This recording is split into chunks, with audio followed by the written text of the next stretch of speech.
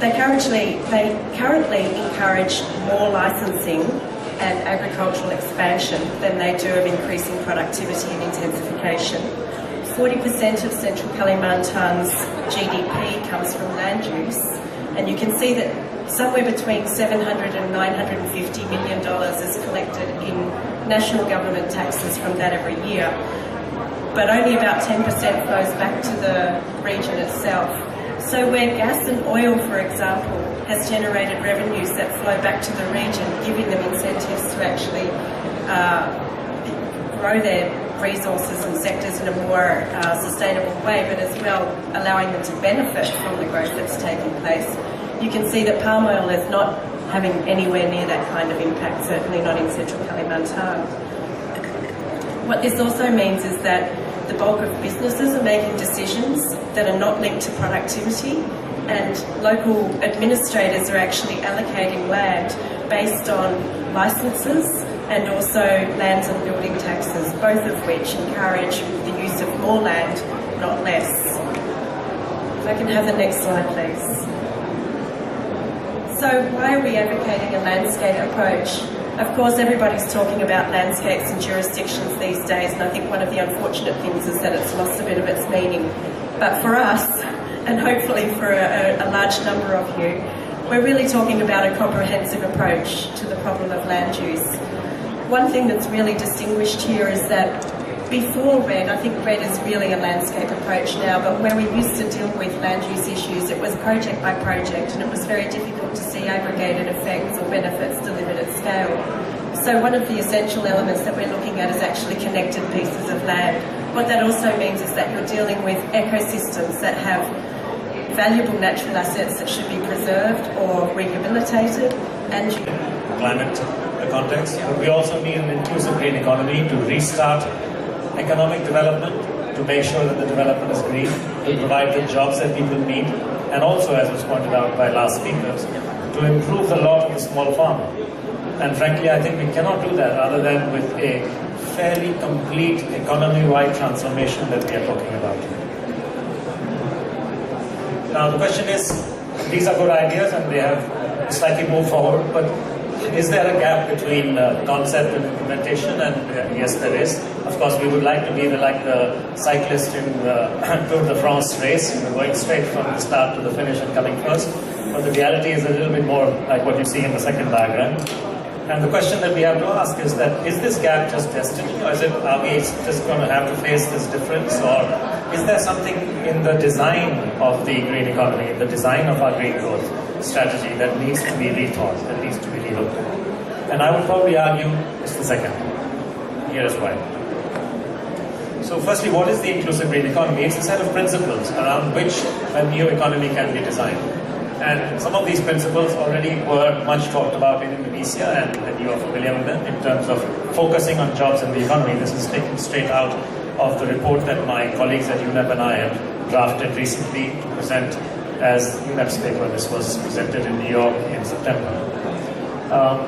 We look at an economy-wide transformation because the impacts of policy changes in one area affect another. You cannot have a new energy policy without affecting transportation and without affecting agriculture, and vice versa. So we have to look at economy-wide transformation. We have to use dynamic models like the system dynamic model that my colleagues and I have been working with Calteng and also with Bappenas there and also Bappenas. So these are the ways in which we have to approach it. And we have to look at rethinking natural resources, recognizing them, placing them right heart and center of the balance sheet of the country which they are, and then seeing what can we best do to provide people jobs and livelihoods through these natural resources, rather than simply convert them into corporate profits.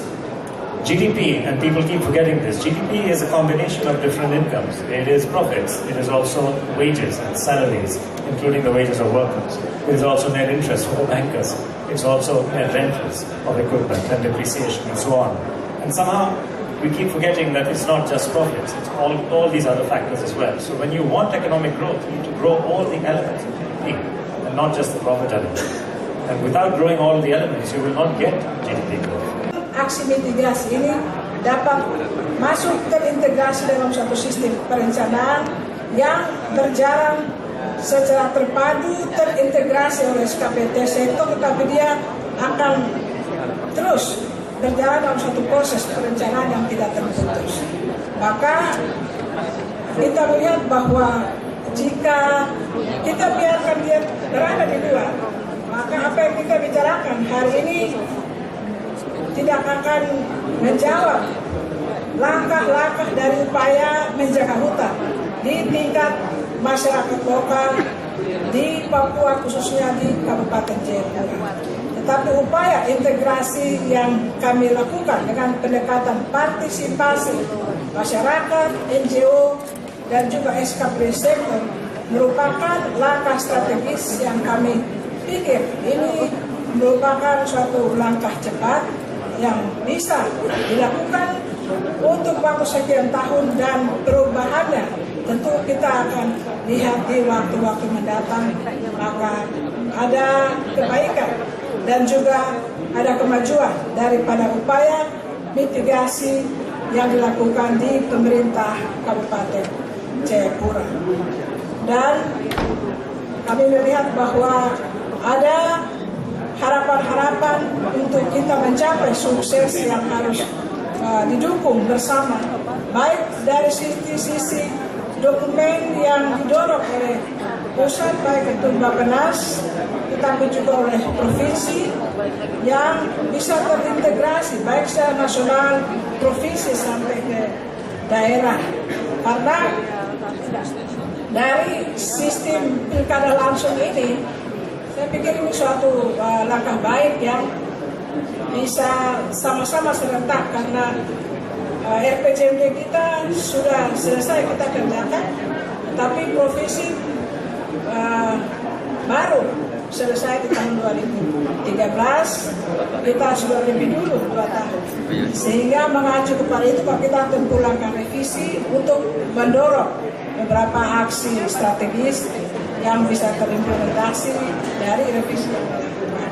Jadi kami harapkan ada suatu gerakan bersama, baik dari tingkat nasional, provinsi maupun daerah, secara bersama-sama sehingga bisa mendukung aksi mitigasi ini dapat terintegrasi dalam suatu rencana pembangunan daerah, baik dari skop nasional, provinsi maupun daerah, terjaga dan terimplementasi dengan baik. Yang berikut kami melihat bahwa ada regulasi yang perlu diatur oleh provinsi, karena upaya mitigasi ini dia mencakup 2. We would like to see the integrative planning. That means mitigation action has to be integrated with development planning, spatial planning, and also conservation planning. It should be inclusive. Multiple stakeholders should be there in part of the process. And it should be informed, yeah.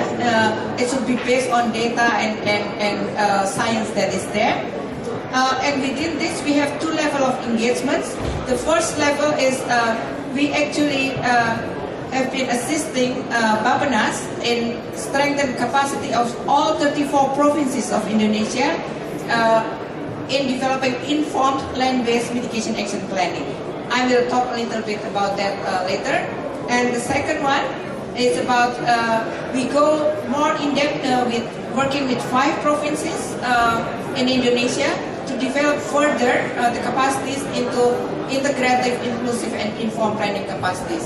So if this is for you who are familiar with Indonesia, this is as Pak Mane mentioned before, this is the eastern part, and this is the western part and the eastern part. So we work in 5. We work together with Bappenas in the first level of engagement, which is not in-depth, not the in-depth one, across all provinces, across all 34 provinces. But also we zoom in a little bit into the 5 provinces in Jambi, South Sumatra, East Kalimantan, Central Java, and Papua, in which, as you can see, if you know a little bit about Indonesia, basically these 5 provinces are very much covering the vulnerabilities of Indonesia in terms of land cover, in terms of the stage of development, in terms of the drivers of land use changes, etc. So within this first level of engagement with all 34 provinces, basically we make available the framework and tool of Lumens, and under the National Land Based Sector Working Group, together with the Ministry of Environment and Forestry, with the Ministry of Agriculture, with Bappenas, ICRAF, GSL, we compile the best available data and spatial data and other data from line ministries and also province government.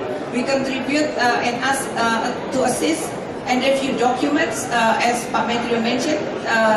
2015 is the deadline. December 2015 is the deadline when the review should be submitted to the Secretariat. In terms of reducing the emission. From this process, so we come up with a prioritized program action based on the contribution in other sector development program, including also climate change mitigation. So by doing that, actually the local government can see the program of each sector in terms of the contribution in other development program, but also in terms of the contribution to climate change mitigation. Of course, here it's medium, it's very high actually. Contribution to other development program is very high score, and also contribution into the climate change mitigation also very high. So the program is become a priority.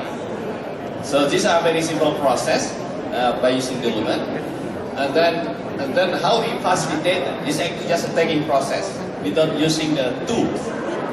But the second step is actually now how we can bring the tools to give them about how they can set up a strategic plan, and then how they can revise, enhance, or probably modify their current program in order to set up a future program in meeting a certain emission reduction target, but at the same time also address the performance issues. So there are two steps of analysis being done with the technical working group at the district level. So these are the processes that need to know what are the trend of the emission, what are actually historical emission. If the emission very high and the trend is increased, of course, there is high risk of emission, historical emission in that area. So they can use at the planning unit, can be used also at the village. Paper in terms of meeting a lot of the indicators that we chose. Of particular notice is the whole policy, legal and institutional framework that is really very strong. You could see already from the planning level, you know, the RAN, GRK and all of those things. Very high, you know, relatively high number of demonstration projects, about the highest, some of the highest in the world. You know, MRV and audit, you could already see obviously that there is a solid sort of framework evolving within the country that many of the countries that we looked at do not have overall. There were lots of issues still, although they were still better, but overall financing remains a big picture issue for all of the countries. You could see the score. This is of course a very small sample. You could find that in the benefit sharing side, Indonesia on paper really has really good specification of benefit sharing. The details and the practice of it, you could see that in Vietnam has got quite a lot of good experience and a plan, but haven't moved that into, you know, a strong legal framework. So overall, we found Indonesia a little bit ahead of the curve of all of the other countries, you know, in this domain of readiness. And congratulations to you, of course. We have seen that this is after 5 years. You can see all the line have been covered again. So it just look like natural foraging. In relation to the climate change, this is the PhD dissertation from Dean of Faculty from Forestry Faculty from University Tanjung Pura, Dr. Hadiansa, about carbon sinks. Of the 25 years is 25 C carbon per hectare. You compare with normal, our currently silviculture system, PPTI is only 115 C carbon per hectare.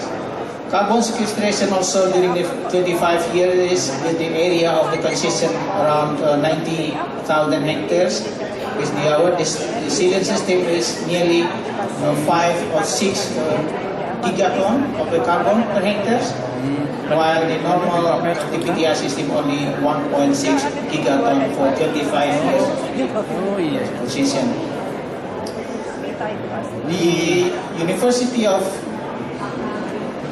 Kyoto University doing the research on that, and the conclusion what there is sustainable forest. This system is sustainable forest system. High efficiency as a carbon pool with rapid sequestration, and then this is also high potential for the REDD plus option in natural forest in regard to the concession holder activities. Okay, that's it. Thank you very much. Vamos a ir a